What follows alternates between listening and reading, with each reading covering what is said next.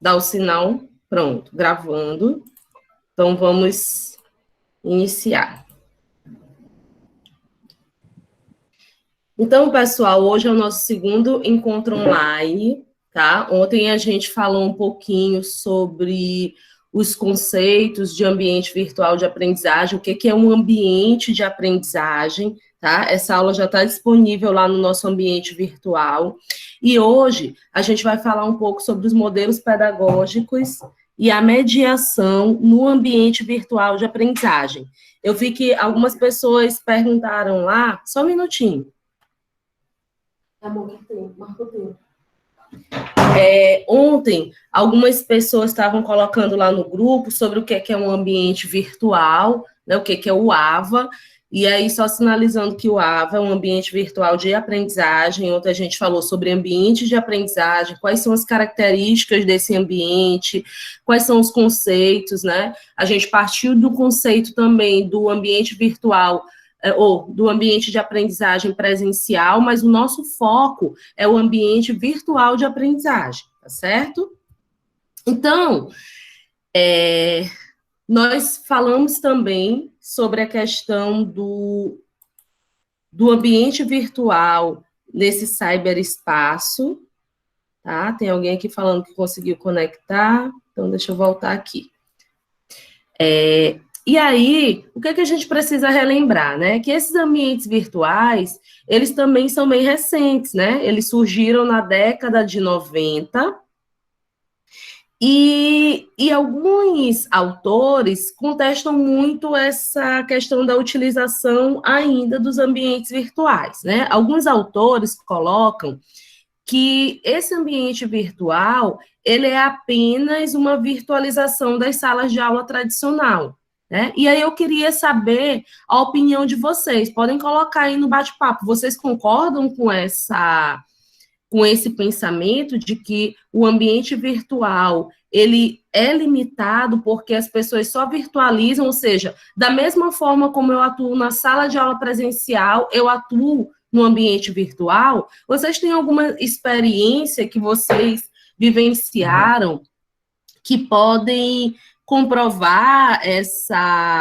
esse pensamento, ou que discorde desse pensamento? Vocês podem colocar aí no bate-papo, tá bom? Para a gente iniciar aqui a nossa discussão, que vai ser bem dialógica hoje, tá bom? Então, vocês vão me ajudar.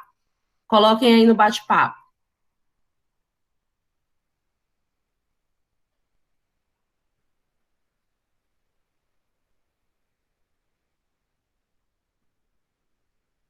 A Carol está colocando que vai depender muito da finalidade, como o professor vai usar essas ferramentas. Alguém tem mais alguma opinião?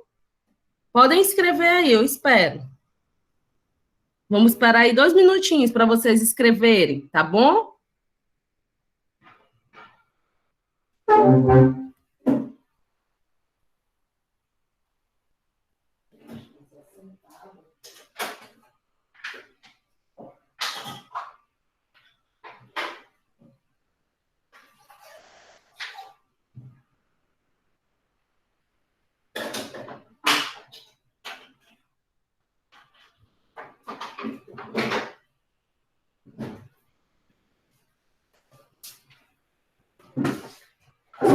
Olha, rapidinho, Gorete, você vai já ver a apresentação, tá? Porque como a gente está fazendo aqui o bate-papo, e aí eu tirei da apresentação para poder visualizar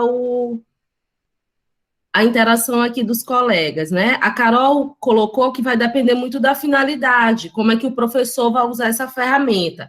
A Natália também está dizendo que acredita que nós utilizamos as ferramentas diferentes, mas podemos sim alcançar o aprendizado. Então, muito bem, né? Peraí, Gorete, vai já olhar essa apresentação. Pronto? Olhou? Certo? Então, essa primeira discussão que eu fomentei com vocês é justamente para a gente discutir sobre isso, tá? Como eu falei ontem, gente, a ferramenta tecnológica, ela não pode ser vista como a salvação de tudo, tá bom? Por quê? Porque junto com essa ferramenta, Só um minutinho, que aqui ainda tem gente entrando. Junto com essa ferramenta, nós temos também todo um arcabouço aí de princípios filosóficos, teóricos, que fundamentam a nossa prática. Então, vamos pensar primeiro na nossa prática presencial, né? Nós, enquanto professores ou enquanto profissionais, né, de outras áreas, nós temos uma teoria que, de alguma forma, a gente acredita ou que a gente se baseia, e isso vai refletir muito no professor ou no profissional que a gente na nossa prática. Então, da mesma forma, em relação ao ambiente virtual. Então, as teorias de aprendizagem, nesse sentido, elas se fazem muito presente na arquitetura de um ambiente virtual de aprendizagem. Por quê? Como a própria Carol e a Sara colocaram, e a Natália, né? Isso vai depender muito da forma como eu penso, da forma como eu quero utilizar essas tecnologias, né, a favor da aprendizagem do meu aluno, a favor de uma memorização, e isso vai estar muito relacionado a uma teoria de aprendizagem, ou a várias teorias de aprendizagem, tá? Então, o que é importante a gente destacar? Que a utilização de um ambiente virtual de aprendizagem, que é o AVA, vai estar sempre relacionado à concepção e à estruturação da educação e do ensino. Então, aquelas perguntas que a gente faz lá, né, por que eu educo, o que eu quero formar, né, também vai estar presente aqui. Por quê? Porque os saberes da docência, assim como a Selma Garrido coloca, né, e o próprio Tardif, coloca justamente isso, que nós somos seres que temos profissionais que temos concepções, princípios, saberes, né? Paulo Freire já coloca que a nossa prática não é neutra, e de alguma forma a gente projeta isso para a nossa prática pedagógica, né? Ou para uma outra prática profissional. Então, quando a gente pensa um ambiente virtual, a gente pensa em dois aspectos. A gente pensa nos aspectos pedagógicos, porque como a gente discutiu ontem, né, o ambiente de aprendizagem, ele precisa favorecer e potencializar a aprendizagem. Então, por isso a gente tem os aspectos pedagógicos, mas a gente também tem os aspectos financeiros. Tá? Então, o que seriam esses aspectos pedagógicos? É justamente essa concepção de ensino, de educação, que vai ser refletida nas mídias que eu utilizo, nos hipertextos, nas ferramentas síncronas e assíncronas, né, que a gente discutiu ontem, que essas ferramentas síncronas é o que a gente pode fazer online, por exemplo, o Google Meet, é uma ferramenta síncrona, né? De forma online, a gente está interagindo. E as ferramentas assíncronas são aquelas que eu não necessariamente preciso estar online, são as ferramentas que eu uso offline, tá? Como é o caso do fórum também, dessas mensagens que a gente passa instantâneo, que não necessariamente eu preciso estar online. E aí, uma outra situação, outro elemento dos aspectos pedagógicos são as atividades em grupo, em colaboração e trocas. Por quê? Porque isso tem atendido muito à teoria do socioconstrutivismo, né? Porque se a gente for analisar a história, né, dos ambientes virtuais, e como a gente vai ver a própria questão da história da educação na modalidade à distância, a gente vai ver que o contexto histórico e econômico, assim como tudo na educação, vai refletir na forma como aquela modalidade foi pensada para aquele momento histórico, né, para aquele contexto. Então, hoje a gente fala muito das atividades colaborativas, das trocas, da interação, porque a gente se respalda nos conhecimentos que a própria neurociência tem trazido para a gente, né. Por isso essa questão hoje que todo mundo coloca da temática da metodologia ativa, que John Dewey já vinha trazendo isso, né, lá no movimento escolar novista. Deixa eu só permitir aqui a entrada de alguém. Pronto, entrou.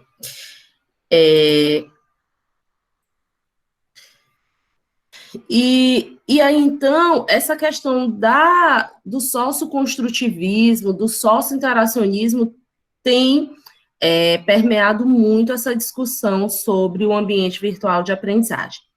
E junto com os aspectos pedagógicos, a gente também tem os aspectos financeiros, ou seja, nós precisamos ver em relação à gestão. Então, vamos ser bem práticos, né? Há uma gestão de uma instituição de ensino. Então, eu preciso saber qual é o investimento que essa instituição faz em relação aos softwares, né? Que instalações físicas e que equipamentos eu vou ter disponíveis para utilizar como suporte na mediação.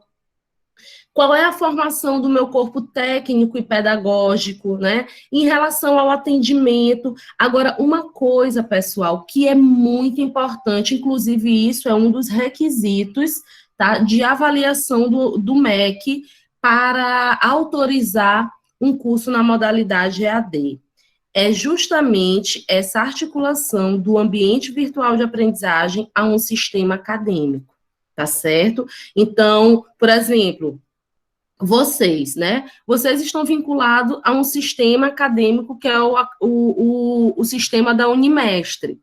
Para que eu pudesse formar essa sala no ambiente virtual, essa articulação, essa comunicação entre o Unimestre e o ambiente virtual, ela precisou funcionar. Então, foi preciso cadastrar vocês, cadastrar os professores, cadastrar o curso, a matriz curricular, para que depois eu pudesse fazer essa ligação, tá? Então, isso é essencial quando a gente concebe também um ambiente virtual de aprendizagem. Por quê? Porque ele deve estar atrelado a um sistema acadêmico. E aí, vamos só relembrar, né? O que é um AVA? Ontem eu trouxe um conceito para vocês, falando da questão da gestão, da interação, da mediação, e hoje eu trouxe o conceito do Silva, né, que coloca que o AVA é um software que disponibilizamos na internet, que agrega ferramentas para criação, tutoria e a gestão de atividades pedagógicas de um curso. Então, vejam só, né, essas três palavrinhas, criação, tutoria e a gestão de atividades pedagógicas, tá? E é com base nisso que a gente vai falar sobre os modelos hoje pedagógicos, que não como a própria BA coloca, o modelo é algo que você busca referência, né? Mas não existe hoje um modelo pronto e acabado, né, de cursos na modalidade EAD, tá bom? Por quê? Porque também é um processo de criação, a própria tutoria, né, tem algumas instituições que usam a terminologia mentoria ou curadoria, né? Por quê? Porque se parte de uma percepção de que o próprio professor, ele pode fazer essa mediação com o aluno, mas isso a gente vai vendo mais lá na frente. Pessoal, até aqui tudo certo? Alguma dúvida? Alguém quer colocar alguma coisa, fazer algum questionamento?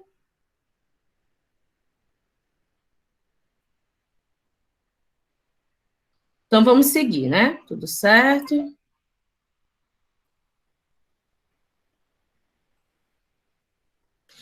Então, olha só. O que é importante a gente discutir, né? Como é que a gente escolhe um ambiente virtual de aprendizagem?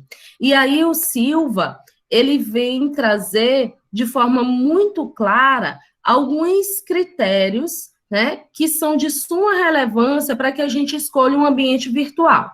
Por que eu estou colocando isso para vocês? Hoje, pessoal, nós vemos inúmeros ambientes virtuais. Então, grande parte das instituições de ensino, principalmente as instituições superiores, elas têm um ambiente virtual. Então, algumas instituições ainda utilizam esse ambiente virtual como um repositório, ou seja, o professor não tem nenhuma autonomia, já vem tudo pronto, né? Se tem atividades que são programadas, o aluno vai fazendo e imediatamente ele vai tendo o feedback. Então, isso está muito relacionado a essa questão da teoria de aprendizagem behaviorista, né, ou comportamentalista. Mas o que eu trouxe para vocês foi uma reflexão para que a gente pense esse ambiente virtual não só como um repositório, eu vou encher lá de texto para os meus alunos, mas como um espaço mesmo de construção, de mediação, de gestão da aprendizagem, de criação, tá? Então, o Silva, ele destacou alguns critérios técnicos. A primeira coisa, a identidade visual e a facilidade para a customização.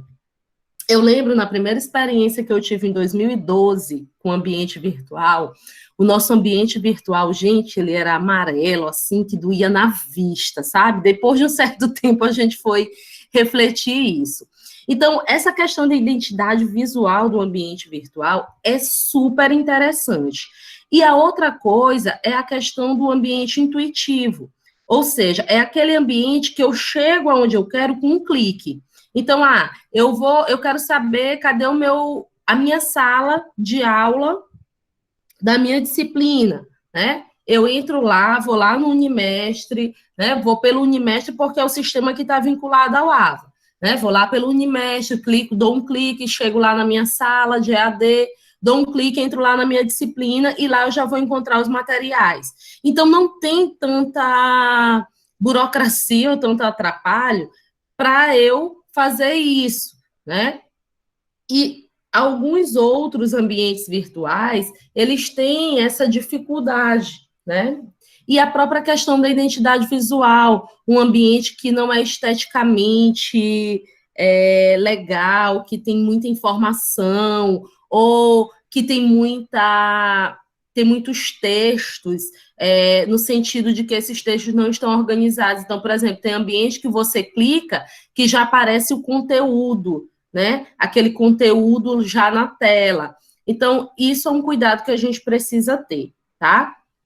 Agora, pessoal, o importante também dizer é que esse trabalho no ambiente virtual, ele não é um trabalho solitário, ele não é um trabalho de responsabilidade só do especialista em tecnologia educacional, ou do pedagogo, né, ou do programador. Existe toda uma equipe multidisciplinar e multiprofissional que trabalha com o ambiente virtual. Então, por exemplo, eu atuo na UEMA, né? E lá a gente tem as equipes. E todas essas equipes, elas atuam para que a gente possa organizar o ambiente virtual de aprendizagem. Então, eu tenho a equipe de design educacional que faz esse tratamento com o professor do material, do conteúdo que vai para um ambiente virtual. Eu tenho o professor, né, que pode ser o professor conteudista, que é aquele que elabora o e-book ou o caderno de estudo, ou então o professor formador, que é o que faz as atividades para o ambiente virtual. Eu tenho o tutor à distância, que faz a correção dessas atividades e acompanha o aluno no ambiente virtual. Eu tenho o tutor online, ou seja, eu tenho toda uma estrutura de profissionais de diferentes áreas que atuam no ambiente virtual, né? Além da equipe de edição, né, de videoaula, a equipe de design, a equipe da TI, ou seja, são mais de 100 colaboradores que, dentro da sua expertise, pensam esse ambiente virtual, né?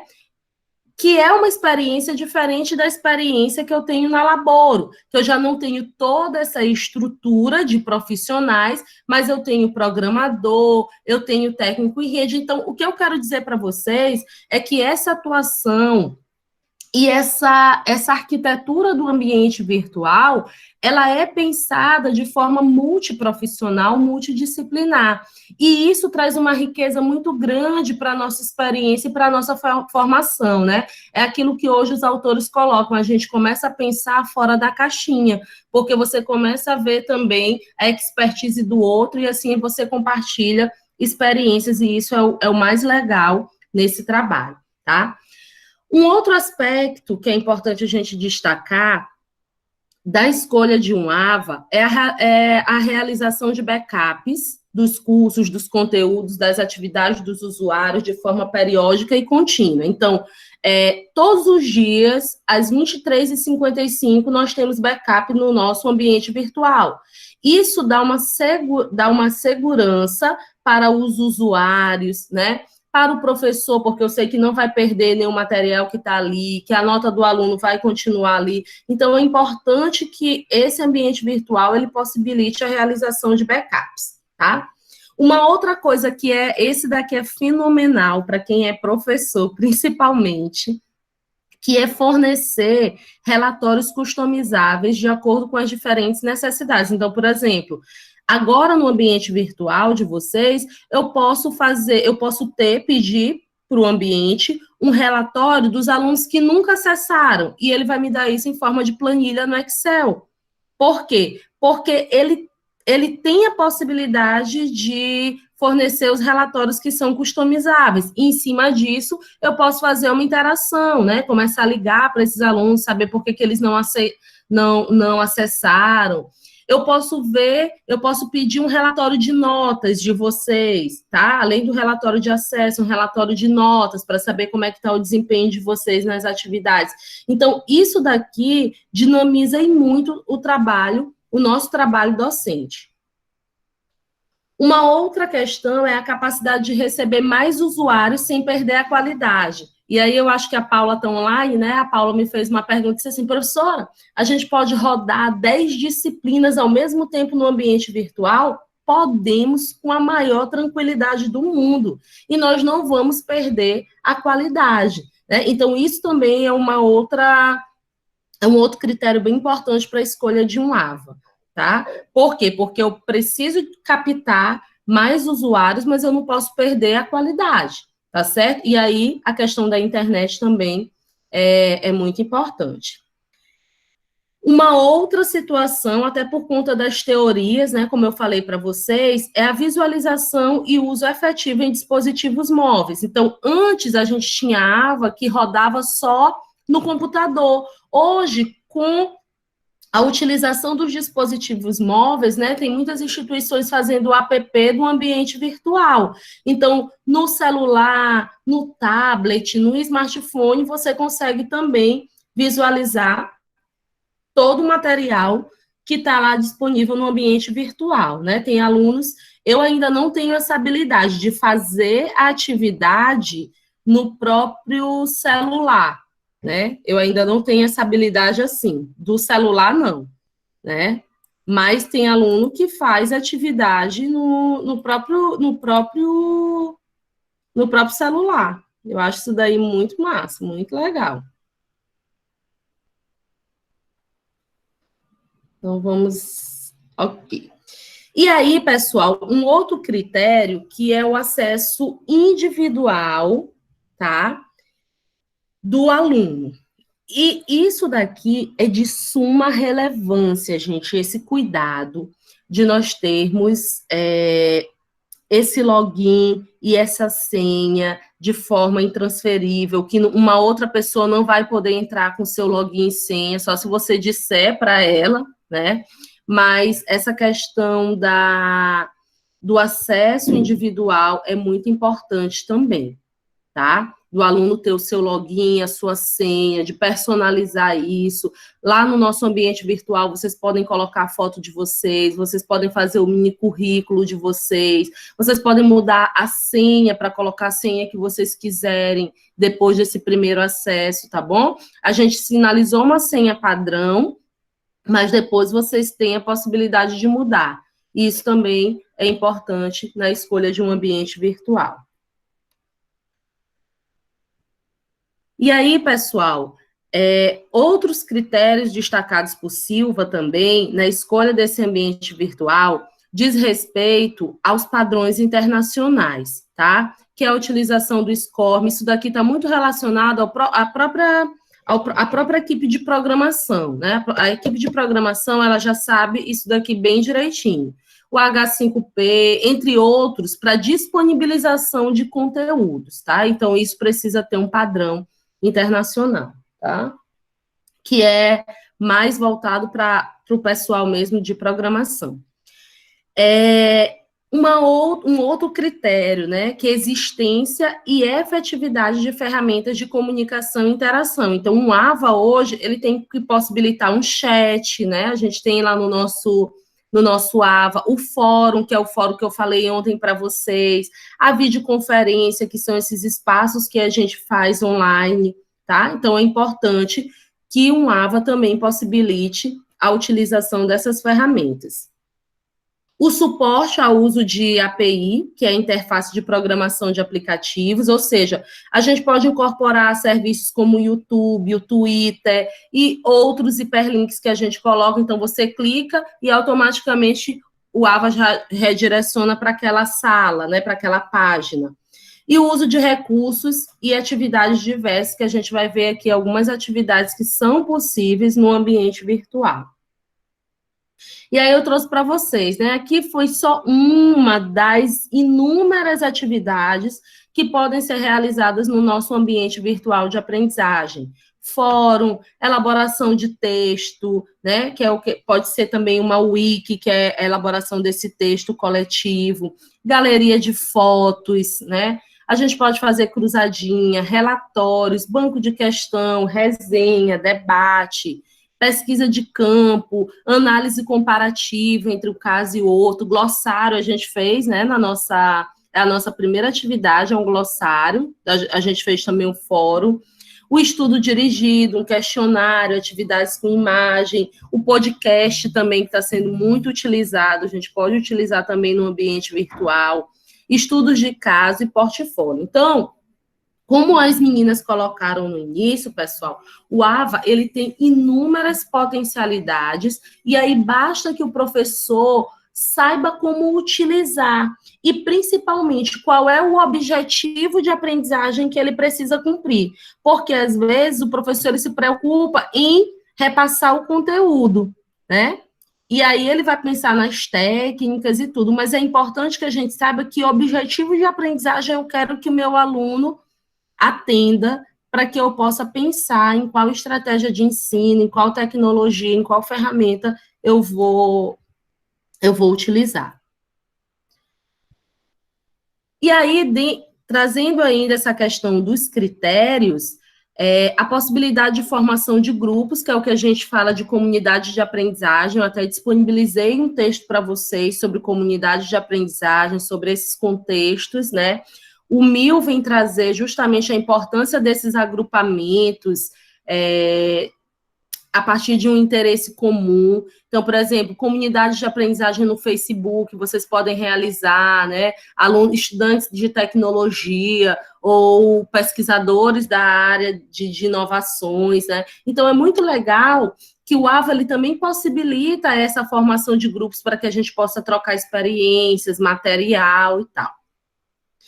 Um outro elemento é o carregamento rápido dos conteúdos, tá? Incluindo situações em que a conexão web do usuário seja de baixa qualidade. Então, por exemplo, hoje a gente consegue programar o AVA para que o aluno ele possa postar a atividade dele, ele está sem internet, ele posta a atividade dele, tá? O AVA consegue fazer esse armazenamento. E quando ele ficar online, ele faz o reconhecimento dessa postagem. Então, isso também é bem legal. Por exemplo, se o aluno postou dentro do prazo da disciplina, tá? Ele não vai ser prejudicado, por mais que ele não estivesse online, mas o ambiente conseguiu registrar aquela postagem. E depois ele só efetiva quando ele chega, quando ele tem uma conexão. Tá bom? Então, isso daí também é muito importante, principalmente, né, no nosso estado, que a gente ainda discute muito sobre essa questão da qualidade da internet. Então agora é hora da gente interagir de novo.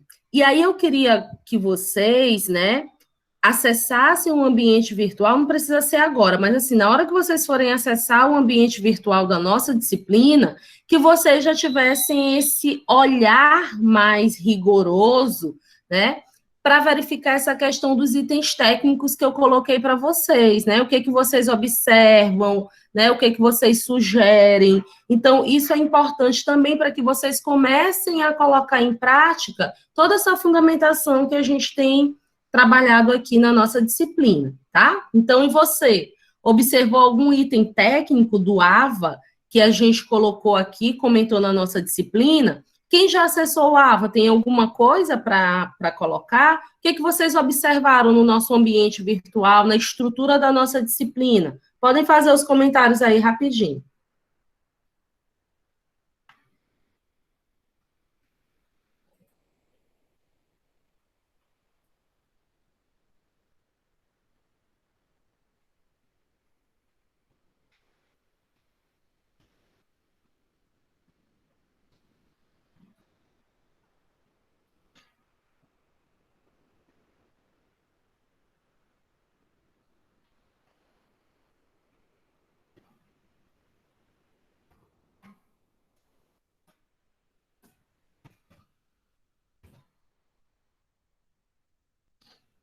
Ó, o pessoal está colocando aqui, né? O José colocou que já visualizou o fórum, né? Que nós temos um fórum.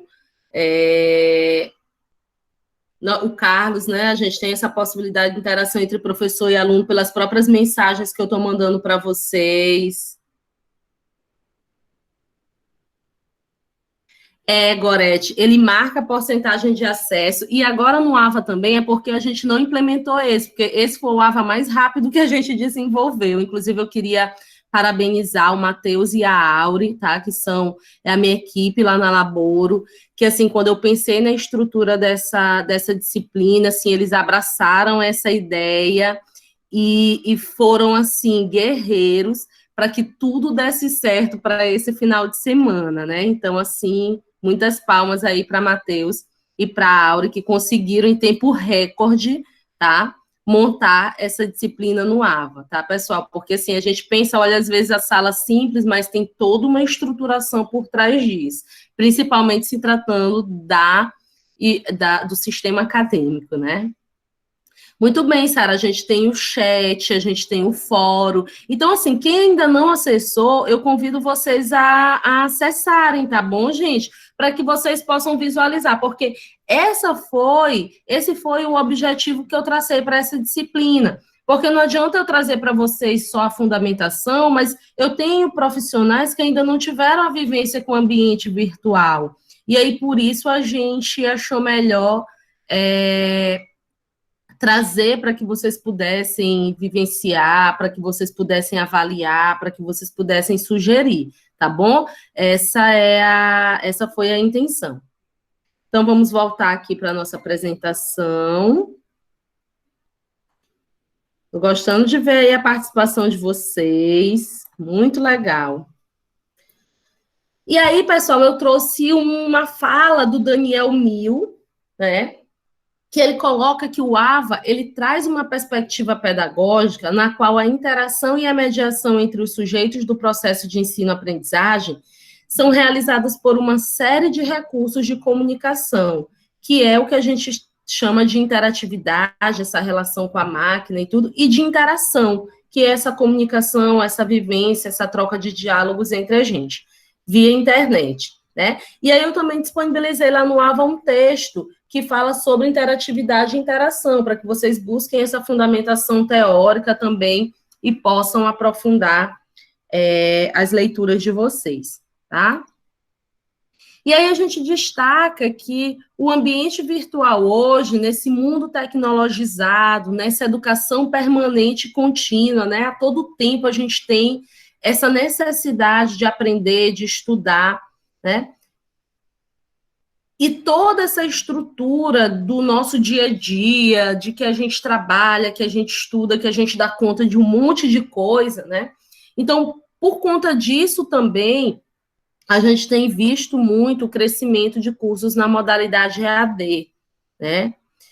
Então, essa modalidade, ela cresceu muito, até depois mesmo da própria legislação, né, da LDB, da 9.394/96, que trouxe a formalização e a sistematização dessa modalidade. Então, hoje a gente tem inúmeros cursos que são ofertados na modalidade EAD, e é o que a gente chama muito de educação disruptiva, né, que é essa ruptura, esse alargamento, né, e essa concepção de que a gente não aprende só na sala de aula física, né, mas que nós temos os espaços virtuais, os ambientes de aprendizagem virtuais, para que a gente possa aprender também.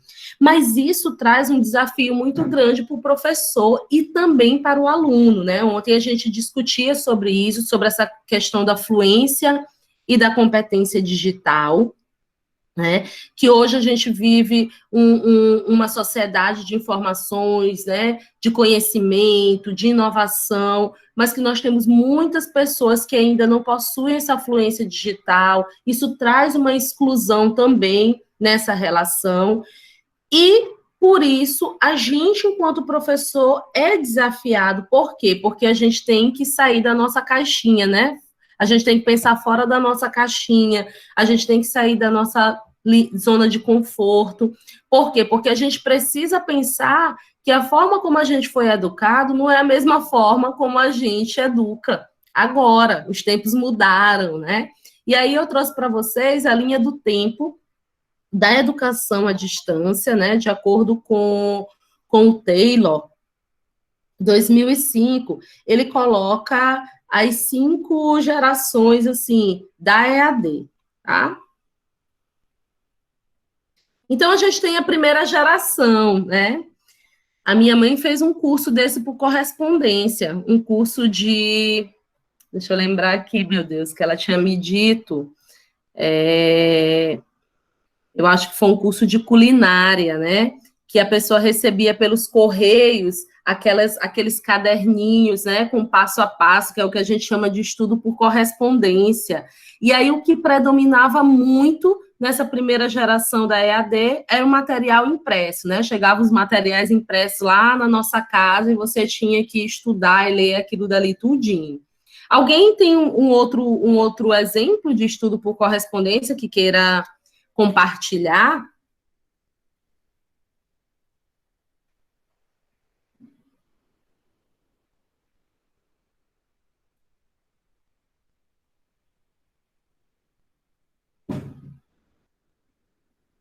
Ó, a Silvia está colocando de corte e costura, era mesmo.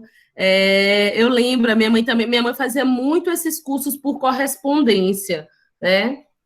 A era do Instituto Universal Brasileiro, muito bem, Gorete. Ah, Joaquim fez o de eletrotécnico também. Pois é, já recebia todos os caderninhos, né? Em casa. Então, essa foi a primeira geração da EAD. A segunda geração, eu peguei essa segunda geração aí. A primeira eu só ouvi, mas a segunda eu peguei, né? Que é a geração da multimídia, que é o material impresso, mas aqui a gente já tem o áudio, os vídeos, o computador, o disquete, a fita, né? Inclusive, eu lembrei agora, gente, a minha monografia eu salvei no disquete. E aí. Não estou gravando. E aí, o que acontece? Eu sei que teve um problema no disquete. Gente, eu chorava tanto, tanto com esse uso de disquete, que eu acho que até hoje eu fiquei traumatizada com esse negócio de utilizar disquete, né? Mas essa foi a segunda geração da modalidade EAD, né? A terceira geração, a gente já traz a parte da teleeducação, né? A audioconferência, videoconferência, o rádio, a TV em rede, né? Que a gente já tem aquela questão do Telecurso 2000, tá? Então, mais aí para a gente se situar em relação a essas implementações e essas modificações na modalidade EAD. E que a gente sabe que isso está muito relacionado com os próprios avanços, né, com os próprios estudos e as próprias tecnologias também. Então, a quarta geração já é uma geração mais da aprendizagem flexível, a gente já tem uma multimídia interativa online, né, a gente já tem a web com acesso à internet. Só um minutinho que eu acho que alguém está sinalizando aqui para entrar, a Helena. Pronto. Então, a gente já tem essa comunicação que é mediada por computador. E aí, nessa quarta geração, a gente ainda não tem a presença dos dispositivos móveis. Por quê? Porque isso vai ser uma grande característica agora da quinta geração, né? Que a gente tem essa aprendizagem flexível, inteligente, a multimídia interativa, né? A questão da internet, a comunicação mediada utilizando sistemas de respostas automáticas. Então, hoje a gente tem ambientes virtuais de aprendizagem que trabalham muito com eles traçam o perfil do aluno a partir da programação, né? Então, tipo, eles são plataformas que trabalham muito com essa questão da inteligência artificial, eles fazem o diagnóstico do que o aluno já sabe, quais são as potencialidades dele, o que ele precisa fazer para melhorar, né? Aqui a gente tem a era dos dispositivos móveis também, essa multimídia interativa, né? Que a gente precisa interagir, que a gente precisa comunicar, que a gente precisa registrar. Então, essa seria a quinta geração da modalidade EAD, tá? E aí, com base em toda essa trajetória histórica, eu destaco os modelos pedagógicos em EAD, de acordo com com a Patrícia BA, tá? Depois eu vou abrir aqui a câmera, ligar aqui a câmera para eu compartilhar algumas produções da Patrícia, mas eu coloquei também lá no nosso ambiente virtual, tá? Alguns textos sobre essa questão dos modelos pedagógicos. E aí é importante frisar que quando ela fala de modelos pedagógicos, a gente precisa esclarecer que o modelo é algo que serve de referência, né? Que é um sistema figurativo que reproduz a realidade de forma mais abstrata. Por quê? Porque são reinterpretações de teorias. Já o paradigma, não. O paradigma é a representação de modelos a serem seguidos. Então, a gente precisa também diferenciar um pouco isso, tá? E aí, eu trouxe aqui para vocês o artigo 80, que fala da questão da LDB, da modalidade EAD, enquanto uma modalidade educacional. Então, a EAD é uma modalidade educacional, que a gente fala dessa mediação didático-pedagógica, dos processos de ensino-aprendizagem, e ocorre por meio da utilização de tecnologias de informação, com estudantes, com professores, desenvolvendo atividades educativas em lugares ou tempos diversos. E aí vocês podem perceber que essa conceituação está muito direcionada à nossa quinta geração, né? O uso da internet, o uso das tecnologias digitais, tá? E eu sempre costumo brincar com os alunos que a modalidade EAD não é a modalidade à distância, que muitos autores já discutem a própria terminologia, né? Vocês podem encontrar aí autores que tratam de educação online, educação personalizada, educação sem fronteiras, e já nem estão mais utilizando essa educação à distância, né? E eu sempre brinco com os alunos, que eu digo para eles, olha, gente, um curso em EAD não é porque eu estou aqui em São Luís e vocês estão lá em São Benedito do Rio Preto, um exemplo, né? Mas é porque a gente está utilizando as tecnologias para interagir, para aprender, né? Então, isso é uma característica bem forte dos cursos da modalidade EAD, principalmente nessa quinta geração, tá? E aí, nesse modelo, a BA, ela destaca a arquitetura pedagógica de um curso, né? Ou seja, quando a gente pensa em formatar um curso na modalidade EAD, é preciso que a gente leve em consideração alguns aspectos, tá? E o primeiro aspecto que ela denomina é o aspecto organizacional. E aí, pessoal, eu queria só a atenção de vocês em relação a esse momento da arquitetura pedagógica, porque está muito relacionado à atividade 2, que eu passei para vocês lá no ambiente virtual, que é a nossa atividade avaliativa, tá bom? Por quê? Porque é importante que vocês tenham, no final dessa disciplina, a competência de formatar um curso na modalidade EAD, independente dele ser para ensino fundamental, para superior, né? Mas ter mais ou menos esse direcionamento do da onde partir, né, para montar um curso na modalidade EAD. Então, a primeira coisa que ela destaca são os aspectos organizacionais, que é a proposta pedagógica de um curso. Por isso, um curso presencial, ele não pode ser pensado da mesma forma na educação à distância. Por quê? Porque nós precisamos saber qual é a intenção, né, desse curso, dessa formação, quais são os objetivos do processo de ensino, como é que eu vou organizar o tempo, né, e o espaço desse curso, que expectativas na relação da atuação dos participantes, né, quais são as expectativas em relação à formação. E aí, junto também com esses aspectos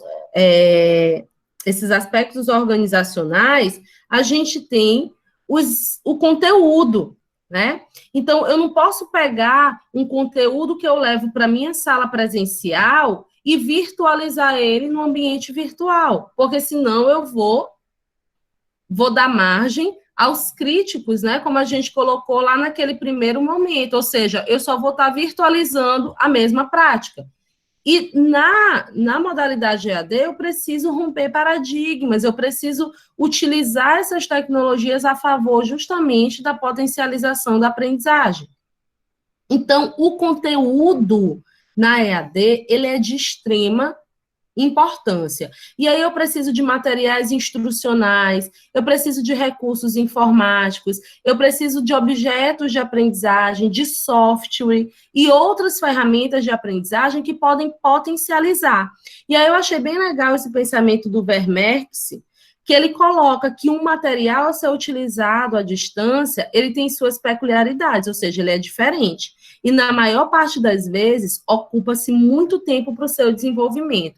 E aí, pessoal, eu quero só compartilhar uma experiência com vocês, porque, assim, a gente trabalha com um modelo de produção de material que eu tenho o professor conteudista e o professor formador.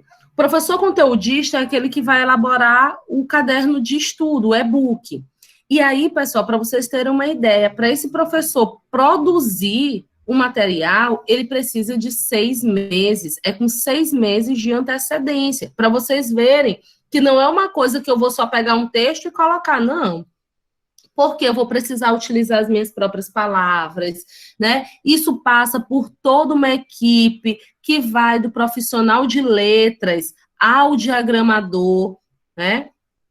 Eu preciso ver a questão das imagens. Então, é um trabalho muito sério mesmo em relação à produção. Por isso é que muitas instituições hoje, elas já preferem não fazer esse formato de EAD com o professor formador e professor conteudista, né? Geralmente, essa instituição, ela terceiriza esse serviço, ou seja, ela vai em uma dessas empresas que trabalham só com conteúdos online e ela fala, olha, eu tenho as disciplinas X, Y e Z, eu quero material, eu quero comprar o material dessas disciplinas, e aí elas já vendem, né? Então, tipo, tem todo ano uma feira em Belo Horizonte, em São Paulo, que vocês têm empresas de todo o Brasil que vão comercializar os produtos. Que produtos são esses? Videoaulas, e-books, tem empresa que já tem até laboratório virtual. Então, geralmente, as empresas elas estão comprando esses materiais, fazendo contrato com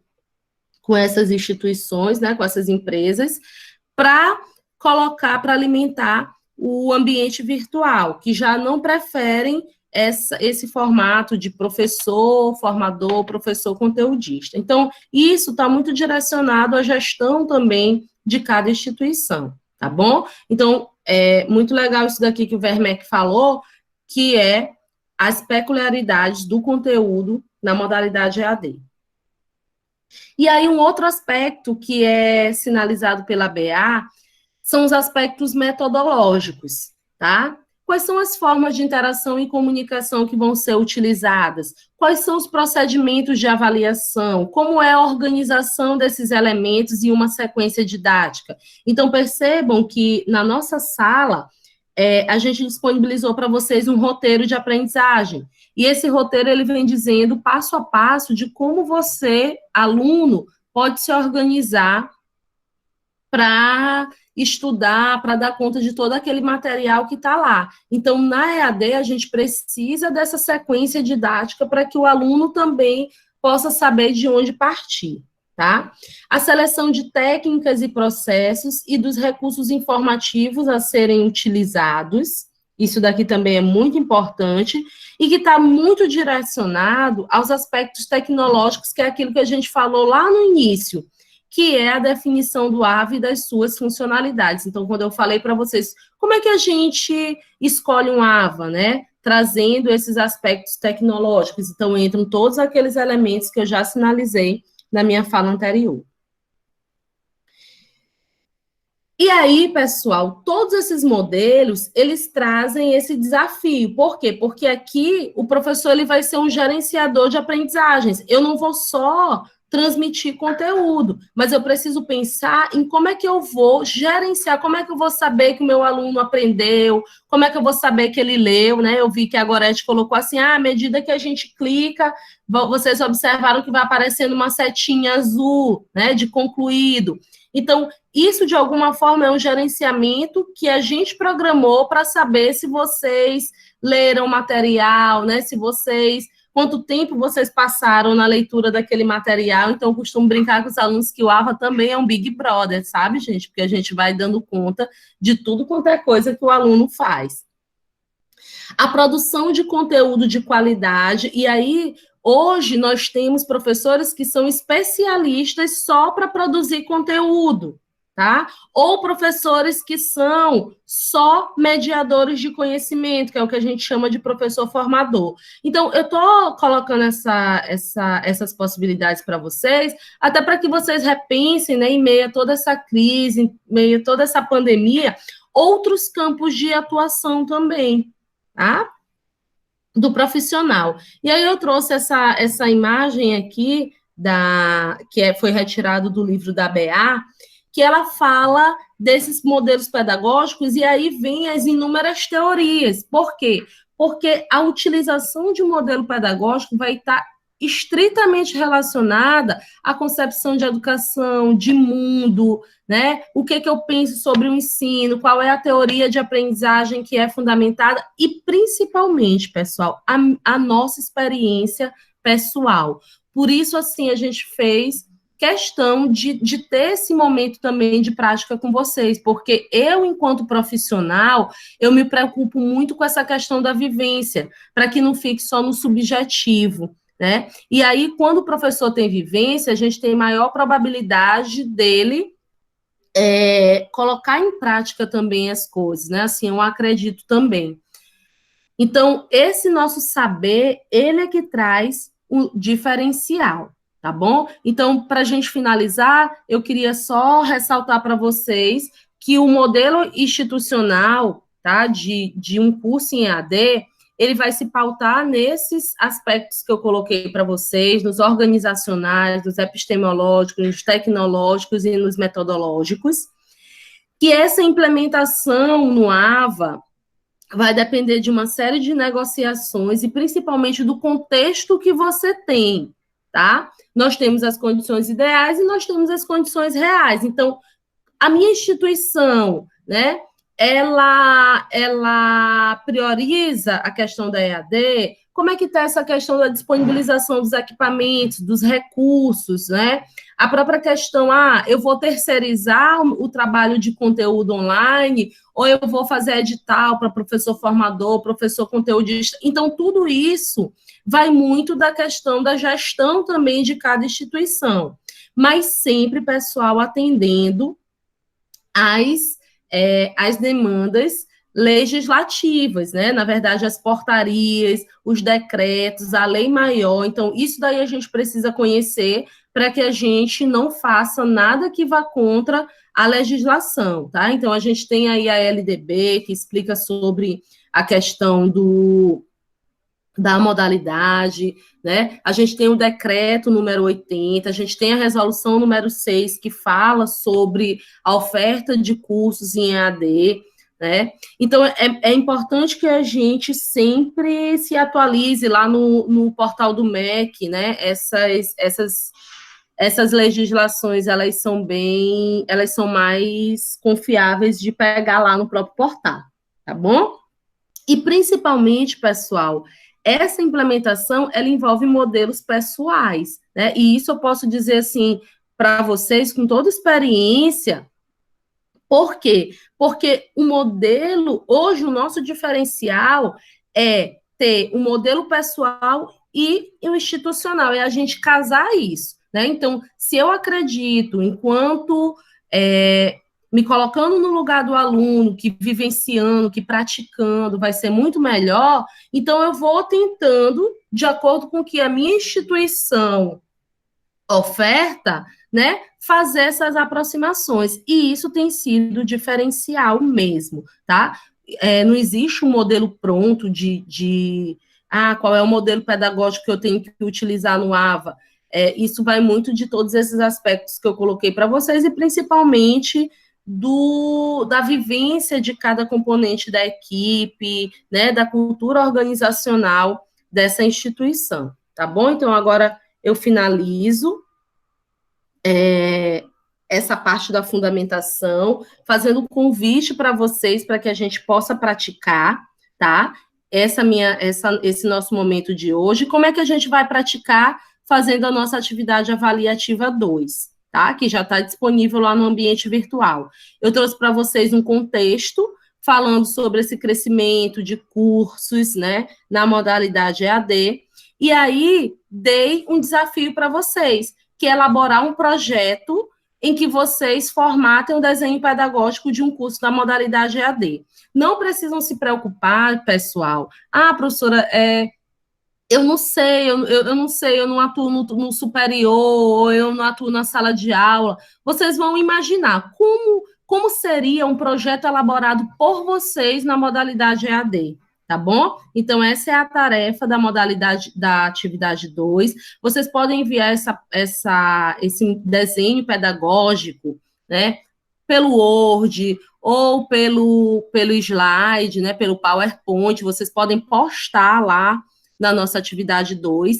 É uma atividade em envio de arquivo, então vocês vão fazer no aplicativo de vocês do computador, vão salvar, pode ser um Word, em Excel, em PowerPoint, pode fazer um mapa mental, vocês vão salvar e depois vocês vão fazer o upload para o ambiente virtual, tá bom? E aí eu vou olhar essa atividade e vou avaliar vocês por ela, tá bom? É um projeto de formatação, vocês podem utilizar os mesmos aspectos que eu apresentei aqui da BA, aspectos organizacionais, conteúdo, e assim vai, tá bom? E aí eu queria terminar a minha fala trazendo um pensamento da Vani Kensky, né, que ela coloca o seguinte, que há que se refletir e buscar novos paradigmas e ações, possibilitando um ensino inovador, visto que novas tecnologias e velhos hábitos de ensino não combinam, né?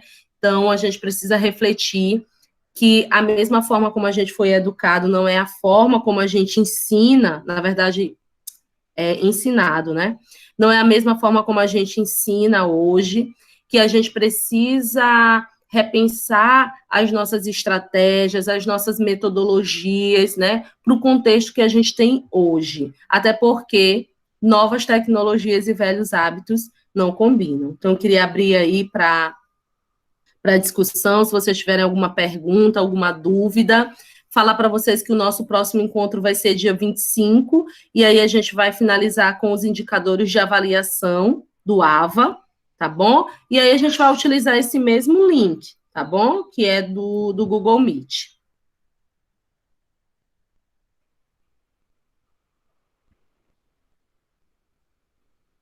A Kéora está pedindo para eu enviar a divisão dos grupos da primeira atividade. Vou mandar tudo por e-mail agora, tá bom? E aí eu queria agradecer, pessoal, pela presença de vocês, né? A nossa presença virtual. Isso daí é muito importante. E